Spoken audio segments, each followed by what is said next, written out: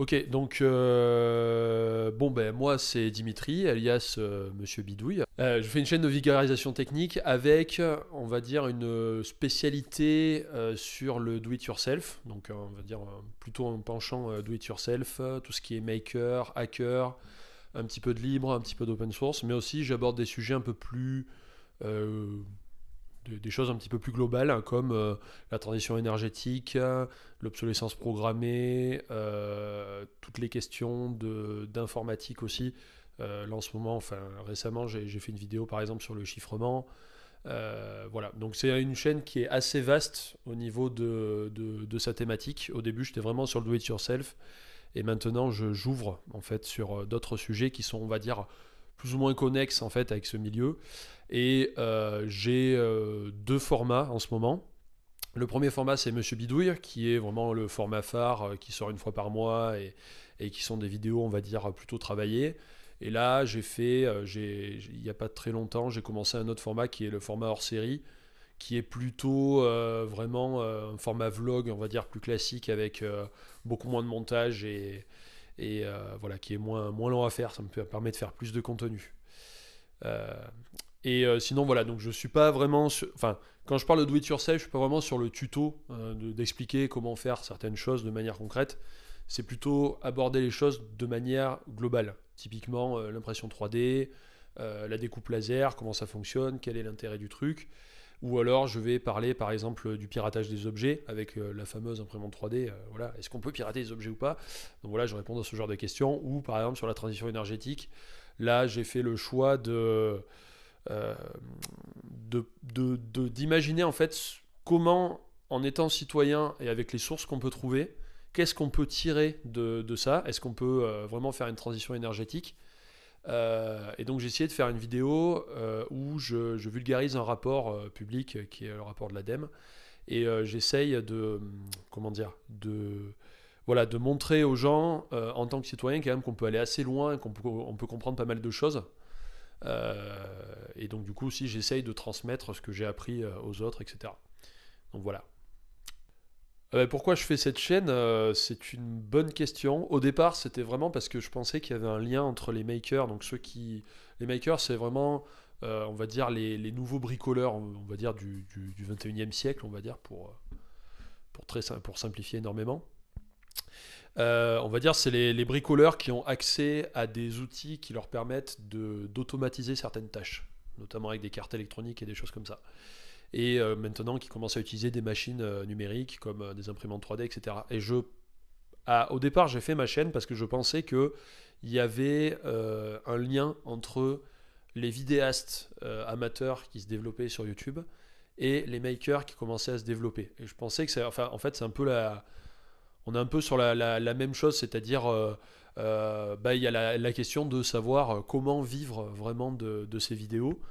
Et bah, les makers se posent la même question, c'est-à-dire je sais fabriquer des trucs, je sais créer des choses, mais comment j'en vis? Est-ce que je monte une boîte, machin, etc.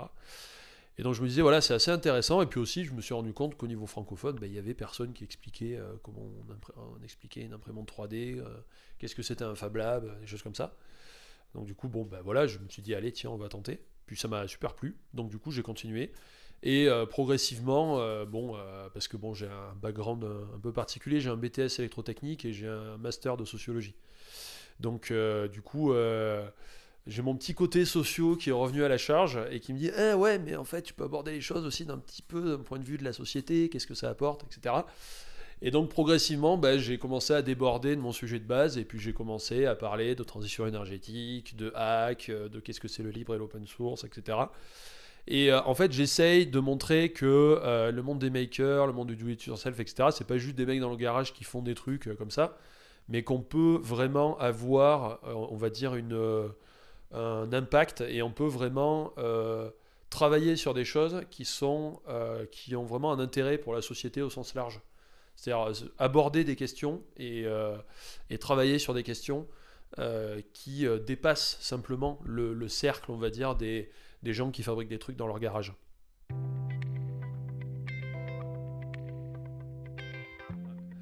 Alors, d'un point de vue de la technologie, moi je pense que, enfin, de ce que je vois et de ce que je comprends de mon point de vue, et je dis pas que c'est le seul, hein, mais voilà, de mon point de vue, C'est qu'on a grosso modo en fait deux extrêmes de pensée entre guillemets. On a le côté, on va dire, qui est actuellement, qui se développe vraiment aux États-Unis, la Silicon Valley, etc. Porté avec on va dire des gens qui sont très connus comme Elon Musk, etc. Qui sont des gens qui portent un idéal technologique au sens de la technologie va nous sortir de tout. Typiquement, on retrouve par exemple quelqu'un en France qui s'appelle Laurent Alexandre qui pense aussi comme ça. Ce sont des gens qui sont vraiment dans cette logique que maintenant, avec l'intelligence artificielle qui est en train de se développer, avec le numérique qu'on est capable de foutre de partout, avec les robots, les trucs comme ça, les voitures autonomes, etc., on va réussir à résoudre tous les problèmes. Il y a un exemple qui est assez rigolo là-dessus, c'est le laboratoire X de Google, qui est un laboratoire qui développe des projets, on va dire, très très... Enfin, comment dire, ces projets font énormément le buzz. Après, je me demande s'ils sont vraiment utiles. Bon, c'est une question que je me pose. Mais par exemple, dans le laboratoire X, ils se posaient la question est-ce qu'on peut résoudre la faim dans le monde, par exemple. Voilà. Donc, ils se posent ce genre de questions, quoi. Dans un laboratoire de R&D, dans une boîte, bon, c'est un peu particulier. Et donc du coup, ils se sont mis au travail et puis ils ont commencé à imaginer des sortes de fermes verticales parce que si on fait pousser la nourriture en verticale, ça prend moins de place que si on le fait pousser en horizontal. Et donc du coup, on pourrait gagner de la place et on pourrait faire des fermes qui peuvent nourrir, chaque ferme pourrait nourrir par exemple 1 million d'habitants, quoi. Et donc ça, c'est cool parce que quand on voit ce genre de projet, on se dit ah ben c'est bon, voilà, c'est bon, Google ils travaillent dessus, ils sont trop forts. On va avoir de la nourriture pour tout le monde, la faim dans le monde c'est terminé, etc. Sauf que aussi on peut se poser une question et on peut se dire ah oui mais enfin aux États-Unis la moitié de ce qui est produit est gâché. En France c'est près d'un tiers de ce qui est produit qui est gâché. Donc si on prend à partir vraiment des champs, de la production dans le champ, entre toutes les pertes jusqu'à ce que ça arrive dans notre assiette et qu'on mange vraiment, on a un tiers de la nourriture qui est balancée. Et donc on pourrait déjà commencer par se poser la question de se dire bon ben voilà, on a de la nourriture qui est gâchée, on a des paysans qui crèvent de faim. Peut-être que le problème il vient pas du fait qu'on produit pas assez de bouffe, mais qu'on la redistribue mal. Mais la logique, on va dire cette logique-là qui est portée par les, on va dire les têtes de pont de la Silicon Valley, c'est vraiment cette idée on va trouver une solution technique et même si on gâche de la nourriture, on va tellement en produire que forcément ça va être ultra pas cher et puis on va pouvoir en distribuer à tout le monde. Et finalement, la solution politique de redistribuer, etc., bon, on a bien vu, ça marche pas, etc. Donc du coup, on va trouver quelque chose. Et moi, je trouve qu'il y a quelque chose qui est assez problématique dans cette logique-là, enfin qui me fait assez peur, c'est immédiatement de tomber dans la logique de ah ben c'est bon, on a trouvé la solution. Hein, cette espèce de logique de on a une solution et voilà, maintenant on va plus se soucier du problème puisqu'on a trouvé la solution. Typiquement, je ne sais pas si vous avez vu aussi, mais il y a eu une espèce de buzz il y a quelques années sur un petit jeune qui avait trouvé le moyen de dépolluer les océans. Alors, il y a eu, je crois qu'il continue son projet. Bon, pour être honnête, moi au départ, je pensais que c'était un gros pétard mouillé, mais en fait, non, il est en train de développer le truc, donc c'est bien. Hein. Mais aussi, d'un côté, ce genre de truc, bah, c'est la petite histoire qu'on aime bien raconter dans les médias, sur Internet, ça fait vraiment le tour des réseaux sociaux. Le truc, oh là là, le petit jeune, il a trouvé le moyen de dépolluer les océans. Et puis d'un autre côté, ben, on parle pas du problème. Le problème aussi, c'est que les océans, ils sont pollués, quoi. Enfin, je veux dire, il n'y aurait pas besoin de s'emmerder à dépolluer les océans si on arrêtait de le polluer à la base, quoi. Et donc, du coup, c'est vrai qu'il y a un discours comme ça. Je pense que c'est vraiment un discours qui se construit autour d'un espèce de mythe technologique, surtout maintenant qu'on a on va dire, toute la partie... enfin le numérique, Internet, etc., qui a vraiment pris de l'importance dans nos vies. Au début des années 2000, ça commençait vraiment à monter, mais là, vraiment maintenant, plus aucun métier ne peut y échapper, plus personne peut y échapper. Vraiment, l'informatique et le numérique est vraiment de partout. Et donc, du coup, il y a cette idée que la technologie envahit nos vies absolument de partout, que tout va super vite, parce que l'informatique, etc., ça évolue super vite. Et donc, derrière, il y a l'idée aussi que, bah, vu que ça va super vite, on va trouver des solutions pour tout, que c'est juste une question de temps, qu'on va réussir à résoudre le problème de, par exemple, de guérir la mort, comme on dit, de trouver des trucs pour être immortel, qu'on va réussir à dépolluer les océans, à produire de la bouffe à volonté pour autant qu'on veut. Euh, et ce mythe et ce discours s'ancre en fait vraiment, on le voit très bien médiatiquement quand on voit justement les news passer, etc. On voit en fait, euh, on annonce en fait des choses technologiques sans forcément se poser de questions derrière. On dit juste, oh il y a machin, il a trouvé telle solution. Oui, d'accord, mais enfin, telle solution, ça en est à quel stade de développement? Est-ce que ça apporte vraiment une solution à ce qu'on veut? Est-ce que finalement, cette solution ne permettrait pas aussi, enfin, le fait qu'il y ait cette avancée technique ne serait pas peut-être pas aussi l'occasion de parler du problème à la base? Comment on peut résoudre le problème avant de s'emmerder à développer des trucs techniques, etc., etc. Et au final, on oublie ça, quoi. Parce que justement, la technologie, ça fait des belles histoires à raconter. Je veux dire, quand par exemple Facebook veut faire des espèces de dirigeables qui se baladent comme ça de manière automatique sur l'ensemble de la surface du globe pour pouvoir distribuer Internet dans les zones où il n'y a pas Internet, bah c'est poétique, quoi. C'est joli, ça fait voilà, ça fait le château dans le ciel, ça fait Miyazaki, ça fait ce que tu veux, et du coup, ça fait des belles histoires à raconter. Mais aussi, enfin, derrière, il y a des tas de questions. Je veux dire, est-ce que des pays vont autoriser qu'il y ait des dirigeables d'une boîte privée qui se baladent un peu au pif au-dessus? Est-ce que on va réellement réussir à construire ces ballons dirigeables, etc. Quelle implication politique il y a derrière? Pourquoi justement il n'y a pas Internet en Afrique? Et en fait, quand on commence à se poser la question, ben, on s'aperçoit que tout ce qui est les backbones, c'est-à-dire les gros câbles, les gros tuyaux qui permettent de faire venir Internet sur un continent, et ben, ils passent tous par la France et par le Royaume-Uni. Toute l'Afrique, hein, si vous regardez, tous les câbles en fait descendent de l'Europe et suivent comme ça le long des côtes africaines. Donc là, on se dit, ouais, c'est bizarre quand même. S'ils n'ont pas Internet aussi, c'est peut-être parce que ils dépendent vraiment de nous et il faudrait peut-être qu'ils s'émancipent et qu'ils tirent leurs propres câbles, etc. Enfin voilà, il y a plein de questions derrière. Mais non, on s'en fout parce que bon, Facebook, il va débarquer avec ses dirigeables, quoi. Et donc voilà, je pense qu'il y a vraiment ce côté-là, ce côté technique, on va dire providentiel, qui est vraiment un discours ambiant qui donne envie, qui fait rêver. C'est-à-dire que même moi, quand je lis des trucs, bah, c'est vrai que ça fait un peu rêver. Enfin, moi, j'aime bien la technique. Je me dis, ah bah tiens, les ballons de Facebook, j'aimerais bien savoir comment ils sont foutus, comment ils veulent faire vraiment. L'idée est pas con à la base. C'est pas con. C'est pas la question en fait finalement. La question, c'est de savoir si on a vraiment besoin de ça et est-ce qu'on ne peut pas trouver une solution où on ne dépendrait pas d'une boîte qui déjà, bah, il y a énormément de gens qui en dépendent, qui centralisent déjà énormément de données personnelles, etc. Est-ce qu'on ne pourrait pas s'émanciper de ça et trouver des solutions alternatives à ça, quoi?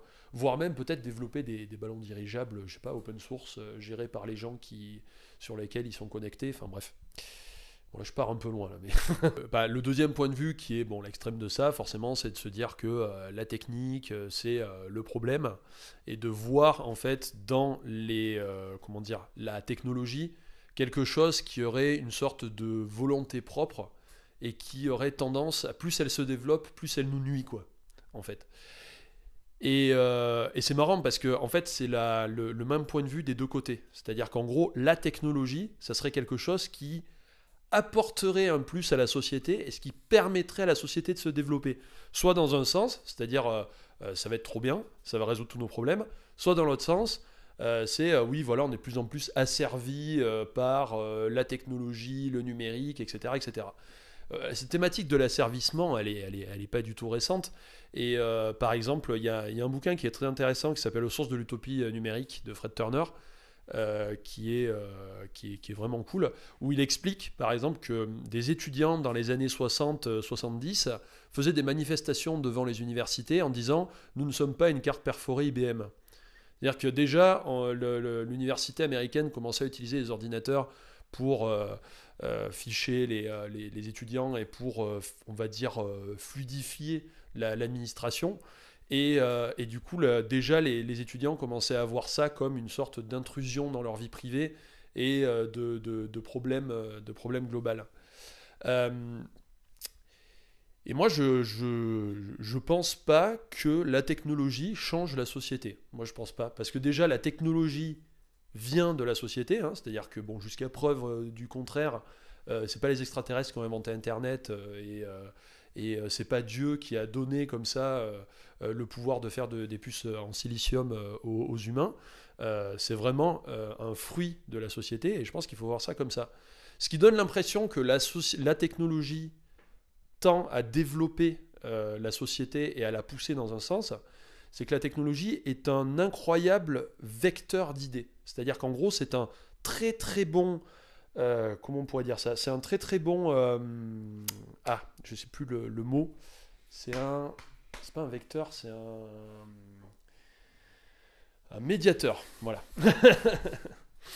Voilà, donc en fait, la technologie, c'est un excellent médiateur pour faire transmettre des idées. C'est au travers de la technologie qu'on va faire passer tout un ensemble d'idées. Et moi, je pense que la diffusion de la technologie et le développement de la technologie est un sujet qui est profondément politique. Alors, ça ne se voit pas forcément sur ma chaîne, parce que là, j'ai un discours qui est assez radical, mais sur ma chaîne, j'essaye d'être un peu plus soft pour pas faire fuir en fait les gens et plutôt essayer d'aborder un peu tous les points de vue et d'être un peu plus light, etc. Mais là, de mon propre point de vue, c'est un petit peu comme ça que je pense. Il y a un exemple, un tout con. Hein. On a, un exemple que je prends, que j'ai pris une fois sur une conférence. Il y a, dans les années, c'était en 2007 quand le premier iPhone est sorti. Il y a aussi un deuxième téléphone qui était sorti, qui était un téléphone sous licence libre. Alors c'est le... je me souviens plus du nom. Le Poco... Ah bref, on s'en fout. Bref, donc en 2007, il y a l'iPhone qui est sorti et il y a un autre téléphone, alors je ne sais plus le nom, qui était complètement sous licence libre. Et donc en fait, l'idée, les téléphones sont sortis genre à quelques jours d'intervalle et techniquement, ils étaient à peu près similaires. C'est-à-dire que voilà, l'iPhone était un peu plus puissant, mais il avait moins de mémoire. L'autre, il avait un écran avec une meilleure résolution, mais un peu plus petit. Enfin bref, en gros, c'était les mêmes téléphones, quoi. Il y avait la même technique à l'intérieur, etc. Sauf qu'on avait deux téléphones qui proposaient strictement deux modèles différents. On avait l'iPhone d'un côté qui proposait un système ultra design, ultra fermé, un espèce d'objet de luxe en fait qui était montré par la société Apple comme étant le nouveau objet à avoir absolument, etc., etc. Et de l'autre côté, on avait un téléphone qui était sous licence libre, qui tournait sous Linux, donc on peut modifier, que n'importe qui pouvait proposer des logiciels et des applications dessus, que n'importe qui pouvait finalement personnaliser à souhait et choisir juste d'avoir un téléphone et rien qu'un téléphone ou de rajouter des choses à l'intérieur, etc. Voire même, vu que même les plans du téléphone étaient open source, voire même quelqu'un pouvait carrément s'en fabriquer un, quoi, s'il se sentait de le faire.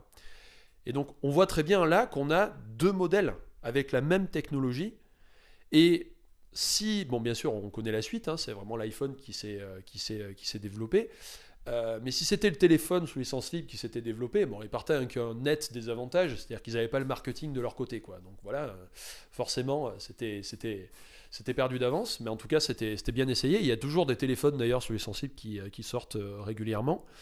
Et on voit bien qu'on a vraiment deux modèles de sociétés différents au travers justement du même objet technique. Et moi, je pense que l'objet technique est un médiateur pour faire passer des idées. Et donc je ne considère pas la technologie comme étant quelque chose qui a sa volonté propre et qui apporte en lui-même ses propres solutions. Je pense que la technologie, déjà on lui fait prendre des orientations. Si on développe telle technique plutôt qu'une autre, c'est parce qu'il y a des raisons politiques, économiques, etc. Enfin, il y a plein de trucs derrière. Et que ces raisons politiques, économiques, etc., c'est la société, c'est les humains, voilà. Il n'y a rien de neutre là derrière, quoi. Voilà. C'est un petit peu comme ça que je me situe par rapport, on va dire, à tout ce qui est technologie, technique, etc. Et c'est un petit peu les pistes de réflexion. C'est pour ça que là, ça paraît un petit peu brouillon, c'est parce que c'est des réflexions qui sont en cours. C'est un petit peu des pistes que j'essaye de lancer. C'est-à-dire, je pense que on a des modèles qui se développent. Par exemple, en ce moment, le modèle phare, c'est les plateformes sur Internet, avec tout ce que ça implique, etc. Et je pense aussi qu'il y a potentiellement des embranchements à des endroits qu'on a choisi de ne pas prendre ou qu'on n'a pas pris pour X raisons, déterminisme social, le fait que on soit dans une société libérale, etc., etc.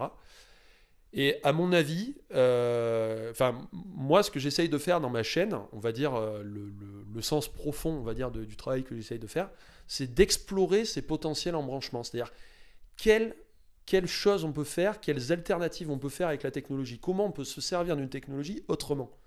Voilà. Comment on peut, par exemple, se servir, je sais pas moi, d'Internet et du modèle d'Internet tel qu'il a été pensé pour développer des plateformes qui soient décentralisées au lieu d'avoir des systèmes centralisés comme Google, Facebook, etc.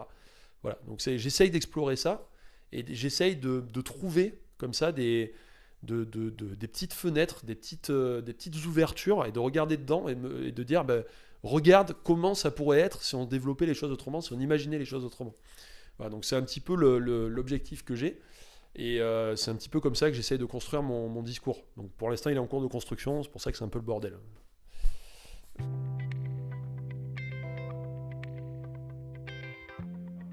Ouais, mais en fait, les effets de typiquement, ben voilà, il y a une voiture et puis tout le monde a des voitures et ben, ce qu'on appelle les révolutions industrielles, quoi, grosso modo, hein, on a inventé la vapeur, du coup le train, du coup ça va plus vite, du coup il y a des choses qui se développent, etc. C'est un effet induit, c'est-à-dire c'est pour ça que je dis c'est que le train a été à son époque un incroyable vecteur de changement, mais ce changement il est voulu, c'est-à-dire que potentiellement le train tu peux le laisser dans un garage et de décider de ne pas t'en servir, tu vois ce que je veux dire. Lui il va pas te dire non non vas-y tu vas construire des voies ferrées, non lui si tu le construis pas ben, il est pas là quoi, voilà. C'est aussi con que ça hein, finalement. Mais après on a des en fait c'est toujours le problème avec l'histoire, quoi. C'est que rétrospectivement, on se dit, ça aurait pas pu se passer autrement, quoi. Genre tout s'emboîte parfaitement.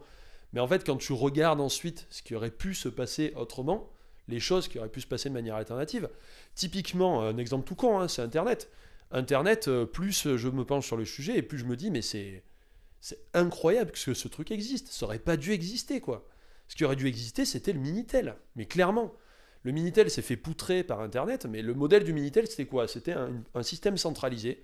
Donc on avait un protocole qui s'appelait le X.25, qui était un protocole développé par des Français, je crois qu'il y avait quelques autres pays. Ils avaient vendu le truc au Canada, enfin ça a été vendu à quelques autres pays. C'était vraiment le fleuron de la technologie française, Cocorico, tout ce que tu veux. Et l'idée qu'il y avait derrière le Minitel, c'était que ben on a par exemple France Télécom qui gère le réseau Minitel. Si on veut mettre des services sur le réseau Minitel, il faut avoir l'autorisation de France Télécom. Et si on veut améliorer le service du Minitel, on est obligé d'améliorer le réseau. C'est-à-dire qu'en gros, le réseau du Minitel est intelligent. Il a l'intelligence en lui-même. En fait, il est structuré de manière à ce que les serveurs soient au centre du réseau. Internet, c'est complètement différent. C'est un modèle où l'intelligence est en périphérie. C'est-à-dire, en gros, tu as des tuyaux ultra cons qui ne font que passer des paquets. Ils se foutent complètement de savoir ce qu'il y a dans les paquets. Et l'intelligence, tu veux la mettre en périphérie. Les serveurs de Google ne sont pas dans Internet, ils sont en dehors d'Internet, ils sont connectés à Internet. Donc toi, quand tu envoies une donnée, tu pars de ton ordi, donc ton intelligence à toi, ton ordi qui est à l'intérieur, et tu vas rejoindre les serveurs de Google. Ce qui fait que, vu que le réseau est con et que l'intelligence est en périphérie, si tu développes un nouveau système, si tu développes une nouvelle technique, eh ben, cette technique, il suffit que tu trouves un autre gars qui soit d'accord avec toi pour l'utiliser, et tu vas pouvoir utiliser Internet pour utiliser cette nouvelle technologie. Typiquement, par exemple, quand on a inventé le mail, il n'y a pas eu besoin de demander l'autorisation au créateur d'Internet que le mail fonctionne sur Internet. Le mec a inventé un nouveau protocole et il balançait les protocoles, enfin il transformait ça en paquets, il balançait les paquets dans les tuyaux et puis le réseau il disait ok c'est des paquets, je m'en fous, moi, que ce soit du mail, de la vidéo, du téléphone, je m'en fous, et il laisse passer quoi.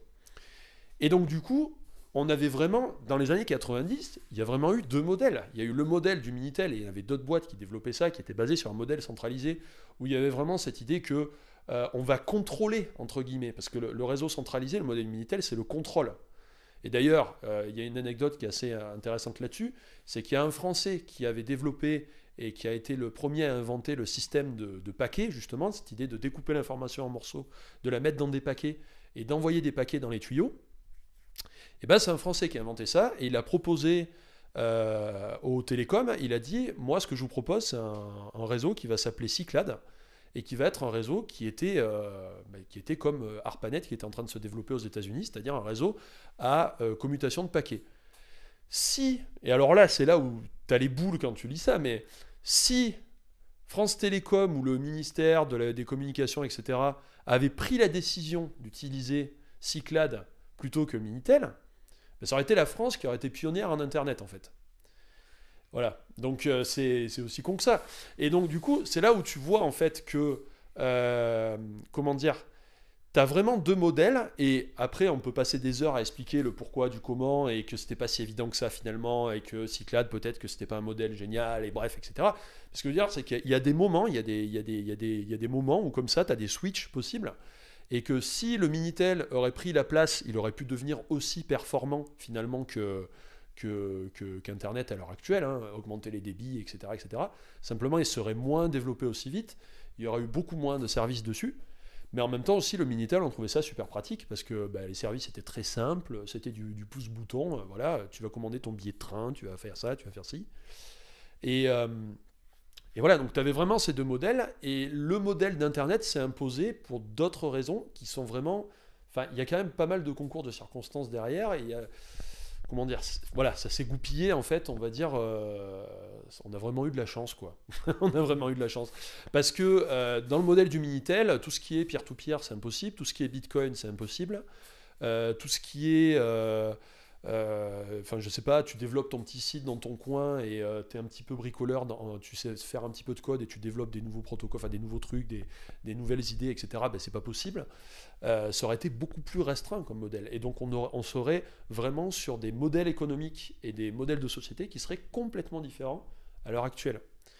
Donc moi, enfin, tu vois, après, c'est clair qu'une fois que tu as inventé une technologie et que ça permet d'accélérer, en fait, on va dire, une partie de la société, une partie comment dire, une partie d'éléments qui sont dans la société, et ben on s'en empare et on l'accélère à mort.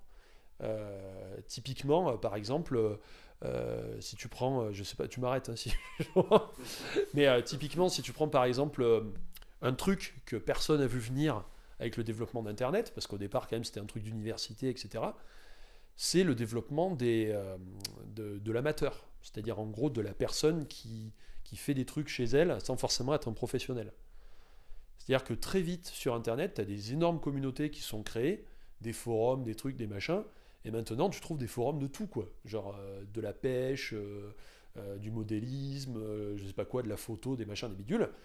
Et du coup, l'amateurisme s'est développé d'une manière énorme. Et en fait, ça montre, c'est pas la technologie qui a créé ce nouvel amateur, les makers aussi émanent de ça, etc. Ou les hackers et tout. C'est pas la technologie qui a permis de créer ça. C'est juste qu'en fait, on était dans une société où il y a des gens qui se sont rendus compte que ah ben putain, en fait, je peux prendre la parole en public, je peux partager ma passion avec quelqu'un d'autre. J'ai plus besoin de passer par un magazine que j'ai acheté une fois par mois au kiosque à journaux. En fait, je vais directement sur un forum et je vais pouvoir discuter avec des Américains qui fabriquent des trucs de fous et acheter du matériel de taré et pouvoir développer ma passion, etc. Et donc du coup, on s'est emparé de cet outil. Et donc cet outil a permis de booster en fait complètement tout le côté amateur, etc.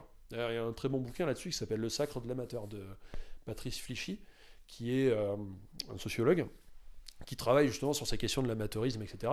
et qui explique comment concrètement sur Internet les choses enfin tout le domaine des amateurs et des semi-professionnels se développe. Enfin bref, c'est autre chose.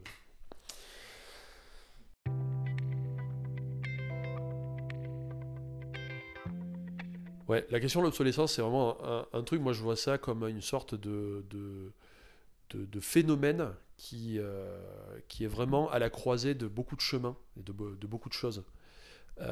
On a l'obsolescence programmée vraiment obvious, quoi. C'est-à-dire, typiquement, on connaît tous les exemples, les ampoules qui pètent au bout de 1000 heures, la puce dans l'imprimante jet d'encre qui, au bout de 10 000 pages imprimées, l'imprimante tombe en panne, etc. Bon, déjà, honnêtement, moi je me dis, mais quelle est la tanche qui a mis ça dans une imprimante, quoi. Enfin, Il y a un truc qu'il faut se dire, hein, c'est n'importe quel vidéaste qui commence à avoir un peu de bouteille, c'est ça, c'est que même si tu as 1000 abonnés, tu vas toujours tomber sur quelqu'un qui connaît 10 fois mieux le sujet que toi, et donc qui va pouvoir te reprendre si tu dis une énorme connerie. Donc faut faire preuve un petit peu d'humilité en fait sur Internet. Et là, je me demande d'ailleurs pour cette histoire d'imprimante si, enfin, les gars, il faut qu'ils appliquent la même logique. C'est-à-dire, forcément qu'il y a un gars qui va démonter l'imprimante et qui va trouver le problème. Il y a une puce exprès, quoi. Enfin, je veux dire, c'est vraiment. Mais en fait, on a des cas, enfin, on a assez peu de cas où l'obsolescence comme ça est vraiment. On voit, on a une preuve tangible que l'industriel ou le concepteur, il a vraiment mis une faiblesse à cet endroit-là pour que ça pète au bout d'un certain temps. Alors, la puce, c'est vraiment l'exemple ultime, quoi. Mais après, l'obsolescence programmée, y a beaucoup, beaucoup, beaucoup de facteurs qui rentrent en jeu. Bon, ben déjà, il y a un des facteurs qui est le facteur principal, à mon avis, c'est la mode. C'est-à-dire que, bah voilà, on jette des fringues qu'on ne se sert plus parce que c'est plus cool, enfin, on veut plus les porter. Le mixeur qui marche très bien, on va le jeter pour avoir un truc un peu plus design, etc. Etc., etc. Quoi. Enfin, les voitures, c'est pareil. Enfin bref, il y a beaucoup de choses comme ça. Mais il y a aussi l'obsolescence aussi, ça émane aussi. Il y a un truc assez intéressant, c'est quand tu démontes un objet. Moi, bon, voilà, j'aime bien démonter les trucs pour voir comment ça marche. Et par exemple, quand vous démontez un ordinateur, on voit en fait, on arrive à retrouver des traces de où ça a été fabriqué, qui c'est qui l'a fabriqué, etc. Et en fait, on se rend compte que un ordinateur, c'est un truc, ça a fait 4 fois le tour du monde, quoi. Enfin, il y a des composants qui viennent de je sais pas combien de pays, bon, principalement la Chine, mais il y a la conception qui avait fait à tel endroit, machin, t'as je sais pas combien d'entreprises intermédiaires qui sont intervenues pour fabriquer l'objet, etc. Et donc, l'obsolescence aussi, c'est un reflet, c'est le résultat, quelque part, de la mondialisation, quoi, tout simplement. C'est-à-dire que on a, je sais pas moi, Moulinex ou je sais pas qui, ou Seb ou AEG ou je sais pas quoi, qui va lancer un appel d'offres en disant, enfin pas un appel d'offres, mais enfin je sais pas comment on appelle ça, mais en gros ils vont dire on a besoin de 10 000 moteurs de telle taille. Ils vont trouver un fournisseur qui vont leur donner, enfin, ils vont avoir plusieurs fournisseurs qui vont répondre. Ils vont prendre le fournisseur qui coûte le moins cher. Pour que le fournisseur il coûte le moins cher, il va faire quoi? Il va prendre le vernis pour ses enroulements, pour ses moteurs, le moins cher. Donc c'est un vernis de merde parce que le gars qui a fabriqué les vernis, en fait, il a tiré sur les prix pour proposer le vernis le moins cher. Et donc au final, toi, quand tu démarres ton mixeur, au bout de, je sais pas moi, 10 heures d'utilisation, le vernis se met à chauffer, il fond, ça fait un court-circuit dans les enroulements, le moteur il crame, et puis voilà, ton truc il est foutu. Et voilà, c'est une panne assez courante sur les moteurs d'aspirateurs, de perceuses, des trucs comme ça. Est-ce que c'est de l'obsolescence programmée? Parce que le mec de chez Moulinex, bon, ils font des contrôles qualité, mais ils sont peut-être pas capables de détecter ce genre de choses. Ils ont peut-être pas fait exprès de mettre un vernis de merde à cet endroit-là. Ça se trouve, le moteur, c'est pas eux qui l'ont fabriqué, c'est quelqu'un d'autre qui l'a fabriqué. Est-ce que le gars qui l'a fabriqué, il a fait exprès aussi de mettre un vernis de merde? Bah peut-être, peut-être pas. Enfin, je vois. Et donc au final, on se retrouve. En fait, nous, en tant que consommateurs, on est en bout de course, quoi. Et en fait, on se prend toutes les merdes accumulées pendant la production. Et du coup, on se retrouve avec des objets qui tournent de moins en moins bien, etc. Et puis après, il y a d'autres effets. Moi, je me souviens, quand j'étais au lycée, avec un pote, on fabriquait une carte cross. Donc c'est une espèce de carte qui va sur... voilà, pour faire des ronds dans la terre. Bon, c'était pas très intelligent, mais ça nous occupait. Et du coup, on allait acheter de l'acier chez un fournisseur d'acier, donc une espèce de type mal rasé, avec un hangar plein de tubes, etc. Et une fois, on va pour acheter du tube, et on s'aperçoit que le prix de l'acier a pris genre 40%. Alors, on dit au gars, on dit, mais putain, il y a 2 semaines, on a acheté le tube 40% moins cher. Et il fait, bah oui, mais en fait, c'est parce que en ce moment, il y a le barrage chinois, donc le gros barrage là, qui a été construit, je ne sais plus comment il s'appelle, les 3 vallées, je crois. Ou les 3 rivières, ouais, bon, je ne sais plus le nom. Donc à l'époque, ce barrage était en construction. Et un barrage, c'est quasiment que de l'acier, en fait. C'est de l'acier avec un peu de béton au milieu. Et ils engloutissaient tellement de quantité d'acier pour construire ce barrage que ça avait fait augmenter le cours de l'acier mondial. Et du coup, moi, en Ardèche, avec mon pote qui fabriquait un kart cross, on payait le tube 40% plus cher. Et là, je me disais, en fait, c'est ça qui est. Enfin, cette anecdote m'a. Enfin, je me disais, c'est quand même assez fou, quoi. Enfin, t'es dans ton coin comme ça, et en fait, tu reçois une répercussion d'un truc qui se passe à des milliers de kilomètres d'ici. Et donc, ce que ça montre, c'est que potentiellement, si on démontait des objets qui ont été fabriqués dans cette période, eh ben, on va s'apercevoir qu'il y a de moins en moins de pièces en métal, parce que le métal coûte de plus en plus cher. Donc ça devient moins cher de produire des pièces en plastique pour les remplacer, de créer des nouvelles chaînes de production, etc. Et donc on remplace par du plastique, et donc ça devient plus pourri parce que c'est moins solide, et donc ça va se péter plus rapidement. Et donc l'obsolescence programmée, ou l'obsolescence tout court, c'est quelque chose qui, à mon avis, est à la croisée de plusieurs chemins. Il y a vraiment aussi il y a du politique, il y a du social, il y a de l'économique énormément dedans, il y a la conception, comment elle est faite, est-ce qu'on délocalise certains trucs ou pas, est-ce qu'on tire sur les coûts de prod et tout. Et en fait, ça nous donne un espèce de truc qui est...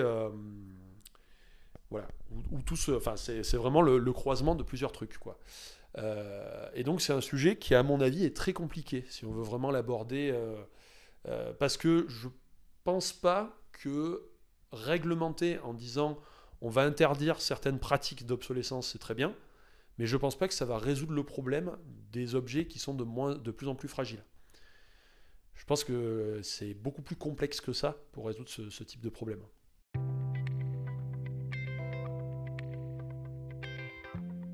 Sur la transition énergétique, j'ai fait une vidéo donc, où j'ai tenté quelque chose, c'était une expérience, c'était de vulgariser un rapport. En fait, il y a beaucoup de rapports qui sont produits par différentes entités qui sont publics et dont tout le monde se fout. C'est-à-dire qu'en gros, on va avoir médiatiquement, on va extraire 3 chiffres, c'est-à-dire combien ça coûte, puis le reste, on s'en fout. Et on a 120 pages de rapports, par exemple, pour la transition énergétique, qui ont été faites par l'ADEME, qui sont super intéressantes, qui sont critiquables, c'est-à-dire que le truc n'est pas parfait. Mais en tout cas, on apprend plein de choses. Et donc, du coup, je me suis dit, tiens, je vais vulgariser un rapport. Bon, j'en ai vraiment chié quand même. Hein. J'ai passé 100 heures de travail. Enfin, bref. Du coup, c'est compliqué. Mais en tout cas, ce que j'ai pu en tirer, et ce qui est très intéressant avec la question de la transition énergétique, c'est que, grosso modo, si on veut passer à, on va dire, une production d'électricité, là je parle d'électricité, je ne parle pas du reste, donc vraiment une production d'électricité 100% énergie renouvelable à l'échelle du territoire, et là on parle de la métropole française, donc pas des dom-toms, etc. Il y a grosso modo 2 choses très importantes. La première, c'est consommer moins. Voilà, ça paraît con, mais en fait c'est vraiment très important. À l'heure actuelle, ce qu'il faut savoir, c'est que 1/3 de la consommation énergétique des ménages français, donc si on prend toute la consommation des ménages, 1/3 de la consommation énergétique, c'est le chauffage. Voilà, donc déjà le chauffage électrique, c'est un truc qui consomme à mort et qui pose énormément de problèmes. Notamment, c'est quelque chose qui est très...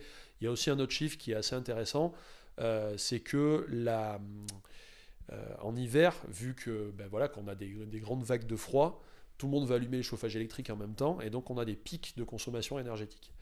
Et donc le pic de consommation européen d'énergie, la France en représente la moitié de ce pic. C'est-à-dire qu'en gros, rien que la France, dans le pic de consommation d'énergie dû au froid, donc ce qu'on appelle la thermosensibilité, la France représente la moitié de cette consommation globale. C'est-à-dire en gros, on fait des pointes à, je crois que c'est 100 000 mégawatts, si je ne dis pas de conneries, 100 000 mégawattheures au mois de janvier, février, quand il fait vraiment froid. Et ça pose énormément de problèmes, parce que le problème de l'électricité, c'est qu'il faut la produire en temps réel. On ne peut pas la stocker. Voilà, il y a les batteries, mais c'est pas rentable du tout, quoi. Surtout à ces échelles-là. Et donc, une bûche, voilà, il fait froid, t'as tes bûches, elles sont stockées, ton stock il tombe un peu moins vite. Mais bon, tes bûches, elles sont stockées. Alors que la production énergétique, si tu as 2 fois plus de consommation à un instant T, il faut être capable de les produire. C'est-à-dire qu'il faut avoir cette capacité de production installée. Et donc ça pose énormément de problèmes. Donc le chauffage électrique, il faut baisser la consommation, notamment le chauffage électrique, il faut mieux isoler les baraques, etc., trouver d'autres moyens de chauffer et tout. Et l'autre point qui ressort aussi, c'est le mix énergétique. Ce qui est très important, c'est d'avoir un mix diversifié. C'est-à-dire qu'en gros, il faut avoir des éoliennes, des panneaux solaires. Il faut tester aussi des technologies de production énergétique, on va dire, même si elles coûtent un peu plus cher à, à installer pour la même capacité de production. Il faut faire un mix parce que ça permet déjà de résoudre une partie du problème de l'alternance. C'est le problème, les panneaux solaires, ben, la nuit ça ne produit pas, l'éolien ben, ça ne produit pas quand il n'y a pas de vent, etc. Donc du coup il faut voilà, diversifier comme ça les mix. Et aussi ça permet que si on a une évolution technologique dans un domaine, on n'est pas obligé de tout remplacer. Alors, en gros tes éoliennes, bon ben voilà, si tu as mettons je sais pas, un tiers du parc qui est éolien, déjà tu as plusieurs générations d'éoliennes qui sont installées. Et donc tu sais que si dans l'éolien on a une énorme amélioration d'efficacité, eh ben, on pourra remplacer qu'un tiers et pas la totalité. C'est le problème qu'on a avec le nucléaire à l'heure actuelle, ça représente 70% de la production. Et du coup, ben, on est super embêté pour pouvoir, on va dire, changer de mode de production énergétique. Parce qu'on a 70% de l'énergie qui est produite avec ça. Donc du coup, forcément, ça fait énormément de boulot, d'emploi, etc. Et donc c'est très très compliqué d'amorcer une transition en ce moment-là. Donc il ne faut pas refaire la même erreur et foutre les mêmes unités de production de partout, quoi. Donc ça, c'est ce qui ressort. Après, il y a un autre phénomène qui, moi, me pose souci, et là-dessus, j'ai pas lu énormément de choses. C'est que je pense qu'on n'est plus capable de tenir des gros projets. C'est-à-dire qu'on n'est plus capable de construire des trucs aussi gros que des centrales nucléaires, de concevoir des trucs aussi gros que des centrales nucléaires. Quand on voit que dans les années 60-70, alors on n'avait pas les mêmes niveaux d'exigence de sécurité, etc. Il y a aussi beaucoup de merde qui ont été faites, là-dessus on est d'accord. Mais on avait quand même des mecs qui travaillaient avec des tables à dessin, qui ont conçu des centrales nucléaires et qui ont construit je ne sais pas combien de réacteurs en l'espace d'un temps qui a été quand même très court, alors qu'on partait de rien. Je veux dire, au sortir de la Seconde Guerre mondiale, on avait un retard énorme de point de vue de l'énergie nucléaire. On ne savait pas enrichir l'uranium, etc. Euh, mais on a été capable de construire des usines qui sont absolument énormes. Enfin, franchement, le nucléaire, la chaîne de production, que ce soit enrichissement de l'uranium, ensuite exploitation de l'uranium et traitement des déchets, c'est une machinerie, mais monumentale, quoi. Donc moi, ça me fait bien marrer quand on nous dit qu'après, on ne peut pas faire des éoliennes. Enfin, je veux dire, à côté, c'est de la gnognotte, hein. D'un point de vue technique, c'est une rigolade, quoi. Et en fait, ce qu'on voit, c'est qu'à l'époque, on a été capable de produire ça. Et quand on prend maintenant l'EPR, ça prend des retards de fou, ça coûte un bras, et on n'est pas capable de le finir. Alors on le finit petit à petit malgré tout, mais on a vraiment énormément de mal. Mais je pense aussi que c'est parce qu'on a changé de modèle de société que ça. Alors là-dessus, on peut critiquer ou pas le fait que, comment dire, est-ce que c'est bien, est-ce que c'est pas bien. Finalement, c'est pas tant la question que ça. Mais simplement, à l'époque, dans les années 70, tu bossais dans une centrale nucléaire, bah, tu y bossais toute ta vie, tu restais jusqu'à la fin de ta carrière dedans. Les boîtes étaient quand même assez stables, c'était ce qu'on appelle le capitalisme à la papa, hein, c'est-à-dire en gros, c'était tu rentrais dans la boîte, tu restais, tu faisais carrière, etc. Et les gros projets, notamment le nucléaire, a besoin de cette stabilité-là. C'est-à-dire en gros, il faut vraiment des équipes en place. Par exemple, sur une centrale nucléaire, on considère qu'une personne est autonome sur une installation au bout de 2 ans d'expérience. C'est-à-dire que pendant 2 ans, on considère que tu n'es pas autonome, il faut que tu sois accompagné. Il n'y a pas beaucoup de boîtes qui font ça maintenant à l'heure actuelle. Et donc, on est dans un système où, au contraire, on est plus, on va dire, sur des... on va s'engager sur des projets à beaucoup plus court terme. On va voir sur 10 ans, 20 ans maximum, alors qu'une centrale, entre le moment où tu commences à lancer la production, enfin les plans, la conception et tout, où tu la construis et tu la démantèles, tu as quasiment un siècle qui est passé. Moi, à mon avis, c'est plus tenable, quoi, pour les sociétés actuelles. À l'heure actuelle, on a plutôt besoin de petites unités de production qu'on peut facilement démanteler, qu'on peut facilement monter, qu'on peut facilement expérimenter, que ça ne coûte pas énormément cher d'investissement si on veut développer une nouvelle forme de technologie. Et à mon avis, c'est pas pour rien que par exemple ITER prend du retard aussi de fou. Enfin voilà, je pense que c'est plus adapté à ça, quoi. Je pense qu'il faut plus partir sur plein de petites unités de production que des gros trucs où en fait ça se trouve dans... Parce que on monte un énorme truc qui va coûter des milliards, et puis ça se trouve dans 20 ans, on va avoir une solution de fou qui va complètement régler le problème, et on va se retrouver avec un énorme tas de béton, on ne saura pas comment faire, quoi. Bon, c'est un peu problématique.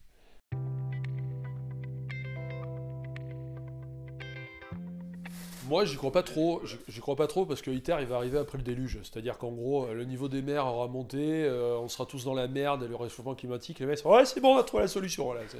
Ça va être ça. Moi, ITER, je le vois comme ça en fait. C'est-à-dire que je me dis, ça peut être super cool, mais rien que le président d'ITER, il dit, les premiers tests seront pas faits avant 2050. Sachant qu'ITER, c'est un laboratoire, c'est pas un réacteur. Il produira pas d'électricité, ou s'il en produira, ça sera genre vachement moins que ce qu'il en a consommé. ITER doit faire un espèce de truc pour expérimenter. Après ITER, une fois qu'on a tiré les enseignements d'ITER, on construit DEMO, qui est un démonstrateur industriel de centrales à fusion. Et après DEMO, on va construire les vraies centrales à fusion. Donc tu vois qu'avant 2100, tu n'auras rien. Ça, c'est évident, quoi. Mais partout dans le monde, c'est le seul projet développé en ce moment, la fusion. Les Chinois avaient réussi à faire de la fusion pendant plus longtemps que nous. Ah, peut-être, ils ont peut-être un truc les Chinois, mais je sais que la France, t'as les États-Unis, t'as la moitié du monde sur ce projet à Cadarache. Mais même les États-Unis, ils ont failli se barrer parce que c'est un enfer administratif énorme, enfin, c'est n'importe quoi. Et moi, ITER, je vois ça en fait, hein. Je vois le mec qui débarque avec sa solution alors qu'on est tous on est tous sous la flotte où on s'est pris 3 ouragans sur la gueule et que la moitié de la biodiversité est morte et enfin tu vois genre là quoi. Donc enfin perso là la transition énergétique il faut la faire maintenant. C'est-à-dire avec ce qu'on a quoi. Là, pas genre on n'attend pas les solutions, les machins. Non, on fait maintenant, là. C'est même déjà quasiment trop tard. L'ADEME ils ont sorti le truc, c'était en 2014, un truc comme ça.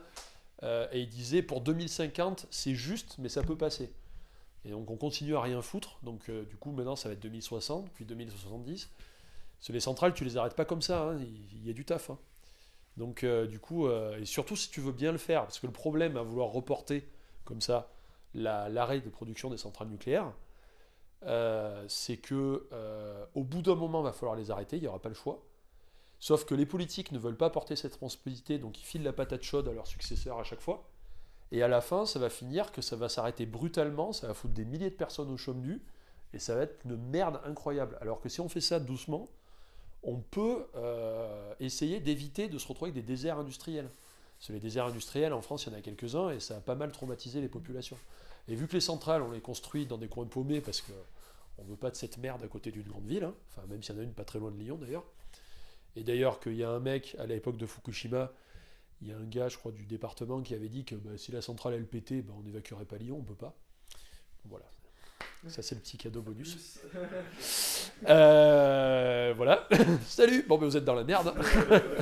Il y a un bassin de 2 millions d'habitants. Bon, de toute façon, on peut pas le déménager. Donc voilà. Et que du coup, voilà, il y a un taf monumental.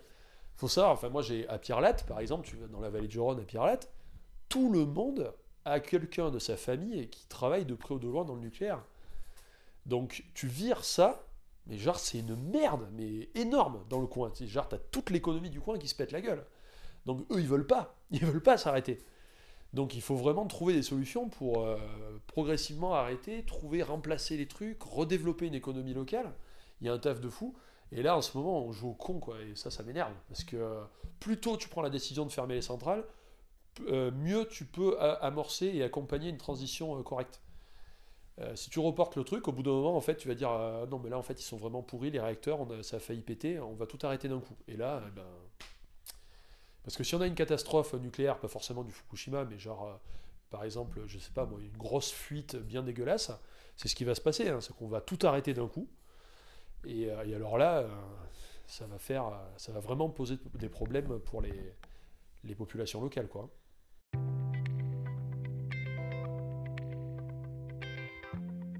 Alors, d'un point de vue du do-it-yourself et des makers, et par rapport à ma chaîne, ce que j'essaye de montrer, c'est que, par exemple, pour la transition énergétique ou des trucs comme ça, c'est qu'on peut, à notre échelle, faire des choses, même s'il y a beaucoup de décisions qui vont se prendre au niveau, on va dire, global, des décisions macroéconomiques et ouais, des décisions macro, quoi.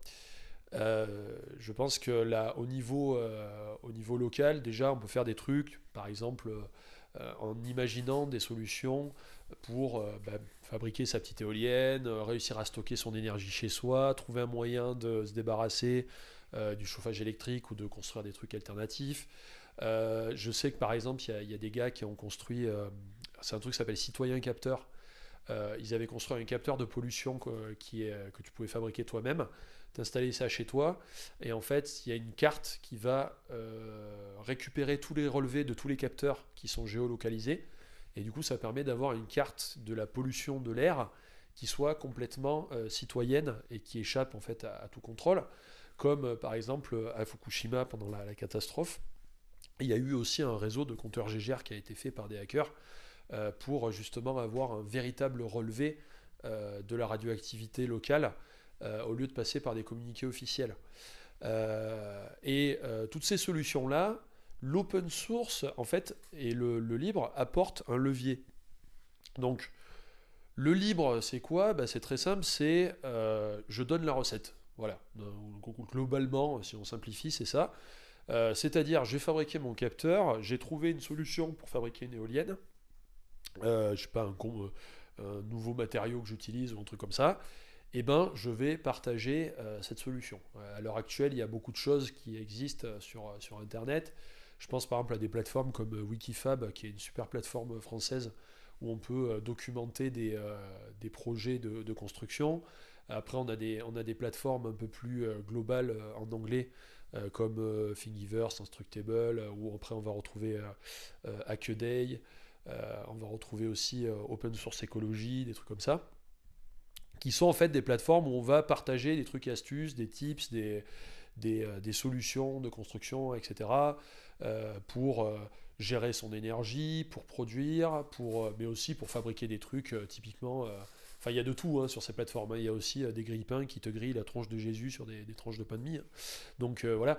Ou la tronche d'Obama aussi, j'avais vu. Mais en tout cas, voilà, tu as beaucoup de choses. Et donc, du coup, l'intérêt du libre dans les solutions que ça peut apporter sur des problèmes sérieux et pas les problèmes de grille-pain, c'est justement de pouvoir faire circuler l'info. C'est ça l'avantage, en fait, de l'open source, du libre, d'Internet. C'est qu'on peut facilement partager l'information et l'open source et le libre permettent d'organiser ce partage. C'est-à-dire qu'en gros, au lieu de soit se dire ah non, mais je vais pas le partager parce que quelqu'un va me piquer l'idée et il va se faire du pognon dessus, ou alors de se dire je vais breveter ça et puis je vais le vendre à une boîte machin, et ben là tu vas poser des conditions au partage, c'est-à-dire tu vas dire par exemple tu peux refabriquer le truc mais tu n'as pas le droit de le commercialiser. Ou alors si tu améliores ce que j'ai fait, eh ben, tu es obligé de partager les améliorations dans la même licence que la licence de l'objet de départ. Ce qui fait que ça pose quand même un espèce de cadre au partage, et c'est pas c'est pas la foire du slip, quoi. Et en général, ça marche très bien. C'est-à-dire qu'il y a beaucoup de choses qui ont été faites, et on a beaucoup de... On a des exemples de construction, donc le citoyen capteur par exemple, mais des capteurs, des trucs de gestion énergétique, des stations météo par exemple, pour connaître, parce qu'avant de poser une éolienne dans un truc, par exemple, voilà, il faut mettre des capteurs. Et ben, on a des tonnes de stations météo qu'on peut fabriquer soi-même. On a aussi des tonnes de hacks du quotidien qu'on peut faire pour, je sais pas moi, recycler quelque chose, réparer quelque chose, etc. Donc il y a beaucoup de choses. Par exemple, il y a quelqu'un qui a fait un générateur de boutons de cuisinière. Le bouton de la cuisinière qui pète ou un bouton d'appareil électroménager. Mais il a fait un petit script, on donne la taille du bouton et paf, ça nous le génère pile poil à la taille du bouton qu'on a cassé. Et après, on peut imprimer ça et on va le foutre sur l'aspirateur ou sur la cuisinière et puis ça va remplacer le bouton défectueux.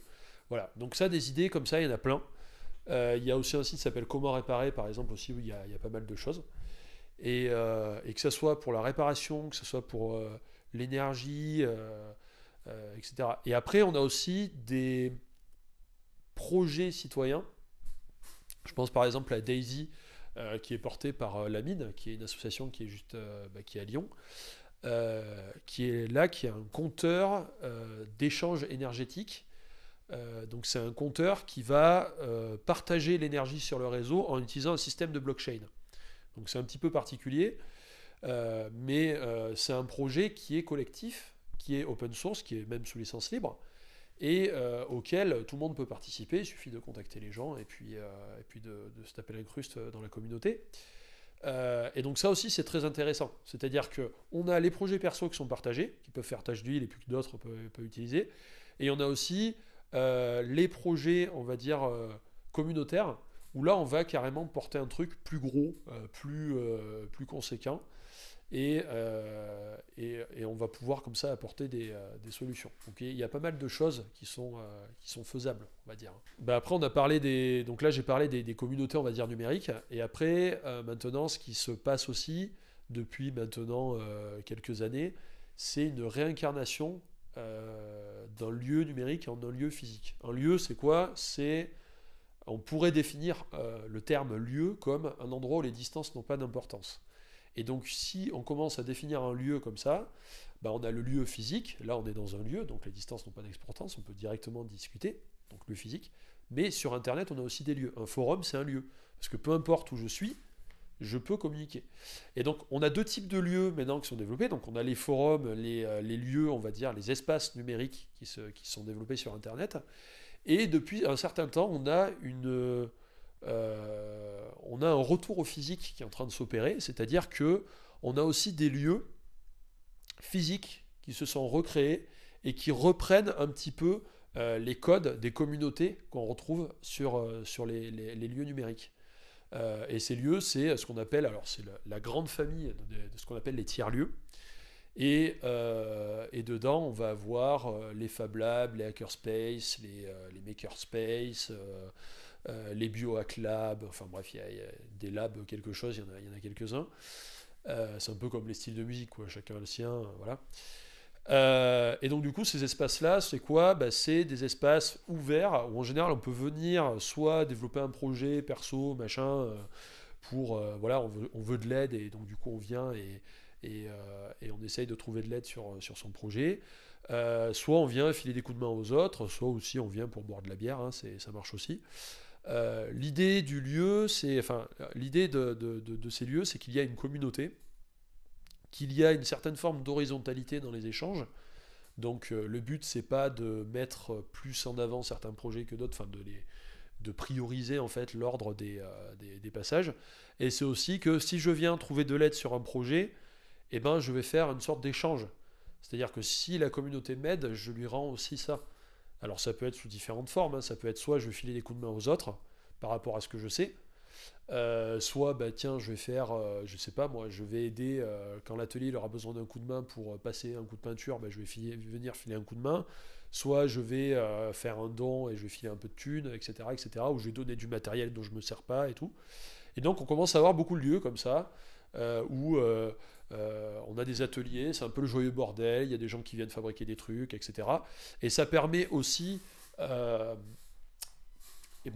mettre à l'épreuve un peu ce qu'on fait. C'est-à-dire qu'il y a beaucoup de gens qui n'osent pas documenter en ligne parce que bah, c'est compliqué, on connaît pas tout ce qui est, on va dire, mince, on appelle ça, on connaît pas le savoir-faire numérique, enfin pas les traditions, mais le langage, voilà, les codes, voilà, c'est ça. On connaît pas les codes du numérique, etc.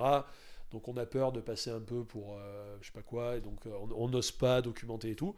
Alors que là, quand on arrive physiquement, on peut présenter ce qu'on fait, et puis surtout on voit la réaction des autres.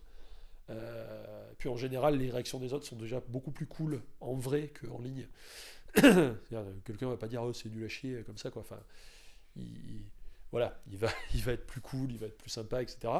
Et donc du coup, on peut venir aussi montrer ce qu'on a fait.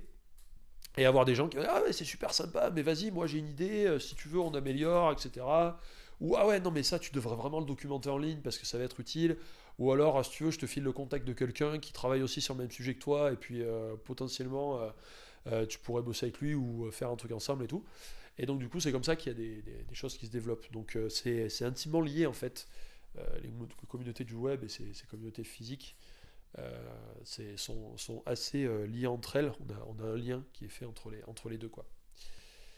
Voilà, donc ça c'est une bonne solution si on veut comme ça, on va dire fabriquer des trucs et tout. Après, d'un point de vue global, je suis quand même un petit peu structuraliste dans l'âme, un petit peu, pas trop, mais un petit peu quand même.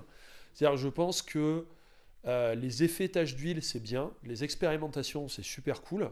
Et puis, de toute façon, on va pas attendre la révolution pour vivre comme on veut vivre. Donc, voilà, moi, je ne jetterai jamais la pierre à quelqu'un qui essaye de faire des trucs alternatifs. Simplement, il faut aussi être, entre guillemets, réaliste. Et on va dire qu'une idée alternative, si elle n'est pas supportée sur le long terme d'un point de vue macro, elle finira par se faire bouffer par le système. Voilà, quoi qu'il arrive. C'est-à-dire qu'en gros, tu peux créer des alternatives, elles vont vivoter dans leur coin, elles vont convaincre des gens, etc. Mais si au bout d'un moment, elles commencent à trop se développer, à trop prendre de l'importance, immédiatement, tu as une récupération d'un point de vue financier, etc. Tu as une startup qui va se créer, qui va faire la même chose, mais sans tout le côté derrière, toutes les idées qu'il y avait derrière, etc. Tu as quelqu'un qui va récupérer le concept d'un point de vue économique, etc., etc. Et donc, si on veut vraiment que les choses changent, il faut d'un côté avoir des expérimentations qui permettent de montrer qu'en fait, entre guillemets, un autre monde est possible, quoi. Enfin, voilà, il faut quand même qu'on ait des expérimentations, ça donne de l'espoir aux gens, puis ça permet de montrer qu'on peut faire autre chose. Mais d'un autre côté, il ne faut pas oublier que cette chose-là, elle ne va pas grossir comme ça toute seule. Au bout d'un moment, il faut un soutien global. Ça fait chier, mais il n'y a pas trop le choix, quoi. C'est-à-dire qu'en gros, si on a toutes les lois qui sont contre le truc, toutes les entreprises qui ont les lois pour elles qui sont contre le truc, ou qui vont à l'encontre, même si elles ne sont pas volontairement contre le truc, mais on va dire, si le système va à l'encontre de ça, tu peux pas dans ton coin, en fait, lutter pour... Enfin, je ne crois pas à cette espèce d'effet de tache d'huile qui va finir par bouffer, grignoter la société petit à petit et la faire changer comme ça. Enfin, j'y crois pas du tout, quoi. Je pense qu'au bout d'un certain temps, il y a le macro et le local qu'il faut qu'ils se rejoignent, et il faut qu'il y ait une force cohérente, très très forte, qui pousse pour que l'expérimentation dans son coin devienne une généralité, devienne un modèle qui soit implémentable de partout, et que ça se généralise, quoi. Voilà. Tu peux pas construire quelque chose qui fait tache d'huile et te dire que cette tache d'huile va finir par bouffer toute la société et s'imposer, on va dire, de manière naturelle. Au bout d'un moment, il faut des volontés politiques. Au bout d'un moment, il faut, on va dire, un levier politique, parce que le seul acteur qui est capable d'influencer une société entière, c'est l'État. C'est la seule force cohérente. Et peu importe la forme de l'État, hein. C'est-à-dire, ça peut être l'État actuel, mais ça peut être un autre type d'État, d'une autre forme de démocratie, hein. Mais peu importe la forme d'État qu'on a, c'est la seule force qui est capable, par la loi, mais aussi par d'autres systèmes, de donner l'exemple, d'imposer ou de favoriser le développement de certaines choses. Et d'ailleurs, quand d'un point de vue libéral, on dit oui, mais en fait, l'État, ça fait pas tout. Oui, enfin, quand même, je veux dire, il y a énormément de boîtes qui ont profité de l'État pour imposer leur modèle. Je veux dire, les autoroutes, par exemple, tu peux pas dire oui, alors je vais faire une autoroute parce que les gens ils veulent. Non, et je veux dire, au bout d'un moment, il faut que tu aies l'autorisation de la faire, il faut que ça s'inclue dans le tissu routier, il faut que quand tu augmentes ta tarification, il faut que tu aies le droit, etc., etc. Donc, et c'est partout pareil, quoi. Donc là, c'est là où c'est là où en fait les communautés, et c'est un truc ultra classique, hein, qui est de partout, c'est là où les communautés butent, en fait. Parce que tu développes ton truc en local, parce que tu vas pas attendre la révolution pour vivre comment tu veux vivre. Donc tu développes ton truc en local, tu dis bah moi au moins j'expérimente des trucs, je fais des choses, quoi, concret.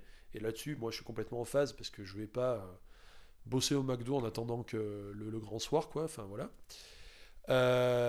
Mais le problème, c'est que tu as déjà tellement de mal à vivre et à faire vivre ce que tu développes que t'as pas le temps et t'as pas la force, et tu trouves pas le temps, la volonté et la force de te dire, en plus de ça, il faut que je fasse partie d'un mouvement plus grand qui permettrait d'influencer sur la société en globalité, on va dire, et qui permet de porter un projet politique et de le favoriser, etc. Je veux dire, les gens sont déjà bouffés par leur impératif de bouffer de trouver à manger, quoi, et de trouver un salaire, etc. On voit très bien dans les Fab Labs, on essaie de faire un réseau français des Fab Labs, Et c'est très difficile parce que tous les Fab Labs, même s'ils sont complètement pour le concept de faire un réseau français, d'avoir un truc un peu plus global qui défend les Fab Labs au niveau français, eh ben, il y a peu de gens qui participent parce que tous les gens sont complètement sous l'eau pour faire vivre leur lieu au quotidien, quoi. Non, mais on va dire que le mouvement des Fab Labs n'est pas un mouvement d'extrême gauche de révolutionnaire, hein. C'est un mouvement qui est, on va dire, euh, de citoyens. Il y a quand même beaucoup de gens qui ont différents bords politiques. Et c'est un mouvement qui est très jeune et qui surtout cherche avant tout à proposer des lieux pour que des communautés puissent se développer et pour que des projets puissent se développer. Et vu que il faut payer des salaires, il faut avoir des machines, etc., il y a aussi tout un point de vue économique, etc. Donc les Fab Labs, c'est pas un lieu de révolutionnaire, voilà. Même si on peut en trouver à l'intérieur, c'est pas vraiment ce genre d'espace politique qui permettra de porter, on va dire, un mouvement de changement profond. Je pense que ça peut en faire partie, c'est-à-dire que s'il se passe quelque chose dans les Fab Labs, il se passera aussi quelque chose. C'est aussi un endroit où on peut rencontrer d'autres gens et on peut éventuellement, je sais pas, développer son esprit critique, rencontrer d'autres gens, se politiser, débattre avec des gens qui ne sont pas forcément d'accord avec nous. Parce qu'on croise aussi des start-upers de la Startup Nation, etc. Enfin voilà, tu vois, c'est assez ouvert. Euh, donc, ces lieux-là, je pense, c'est plus vraiment des lieux qui essayent juste de permettre aux communautés d'exister et déjà de se rencontrer physiquement et déjà de se voir et de se rencontrer. C'est déjà très important, quoi. De savoir qu'on voilà, on n'est pas les seuls à travailler dans son coin et de se dire, putain, je bidouille des trucs et je suis allé dans le Fab Lab et en fait, je me rends compte que non seulement je peux continuer à bidouiller des trucs, mais j'ai accès à des machines de fou, mais en plus, je peux faire partie de projets qui dépassent mon petit projet que j'ai bidouillé chez moi et que finalement, mon arroseur automatique, eh ben, je vais l'installer dans un jardin partagé et ça aura une réelle utilité sociale. Ça, déjà, c'est génial comme concept, tu vois, je trouve ça super cool. Après, d'un point de vue les solutions à apporter d'un point de vue global, alors là, j'en sais rien. Écoute, voilà, enfin, je veux dire, là-dessus, les solutions, il y en a beaucoup, et c'est un débat sans fin, quoi. Est-ce que il faut, je sais pas, concentrer. Enfin, déjà, je pense qu'il faut qu'on apprenne. C'est un truc con, mais et moi le premier, hein, c'est qu'on a une démarche assez individualiste. Et moi là-dessus, je considère que c'est pas forcément un mal au sens de. euh, je pense qu'il y a l'individualisme, on va dire, très égocentrique, qui est celui de, enfin, on va dire, l'individualisme du consommateur de base et tout pour ma pomme et des choses comme ça. Mais on a aussi une forme d'individualisme dans le militantisme, etc., qui est le fait que maintenant, quand tu vas sur un mouvement, quand tu vas dans des réunions d'associations qui essayent de se battre pour quelque chose, tu vas avoir des profils hyper variés. Tu as des gens, ils ont été dans une ZAD, après ils ont fait ci, après ils ont fait ça, après ils sont allés faire ci, après ils ont porté tel projet, etc. Tu vois. Donc tu as une personnalisation en fait comment on appelle ça, des militants. On ne se ressemble plus en fait. On a chacun notre propre parcours qui nous identifie. Et en ça, je considère que c'est un peu entre guillemets individualiste, mais pas au bon ou au mauvais sens du terme. C'est juste qu'on est comme ça. Enfin voilà. Maintenant, on aime bien choisir par nous-mêmes nos orientations politiques, expérimenter des trucs, et c'est pour ça qu'on a énormément de mal. Et là, je parle plutôt de ma génération, la génération Y, on va dire, ceux qui ont maintenant 30 piges aux alentours de ça. Euh, on n'aime pas en fait. Je vais pas rentrer dans un parti et être obligé de suivre la ligne du parti et être obligé de suivre en fait, on va dire quelque chose avec lequel on n'est pas 100% d'accord. Donc on préfère personnaliser notre expérience militante en essayant d'aller un peu de partout et de défendre des choses précises sur lesquelles on est d'accord avec les autres, plutôt que de rejoindre un truc global sur lesquels on va devoir faire des concessions. Et on l'a très bien vu à Nuit debout, pour un petit peu participer à Lyon et être allé à. Bon, je suis juste allé voir à Paris, l'histoire de dire que je suis allé voir, quoi, voilà. J'étais à Paris, puis je suis passé 3 heures voir un peu le truc. c'est que c'est toujours le même problème, c'est qu'après ça se traduit en fait par la volonté d'une horizontalité à tout prix, de laisser le même temps de parole à tout le monde, de ne pas prioriser certaines actions plutôt que d'autres, et au final on se noie. C'est-à-dire qu'il n'y a aucune force cohérente qui arrive à sortir, ou alors très peu, c'est juste des épiphénomènes. Et en fait on n'est pas capable de créer une force cohérente, de se dire pour cette fois-ci, on va tous se mettre dans la même direction, on va pousser comme des bœufs, et tant pis si c'est pas exactement tel qu'on aurait voulu que ça soit, au moins il va se passer un truc. Ça, on n'est pas foutu de le faire, quoi. C'est chiant, en fait. Moi, je trouve ça un peu chiant. Donc, je sais pas comment faire après là-dessus.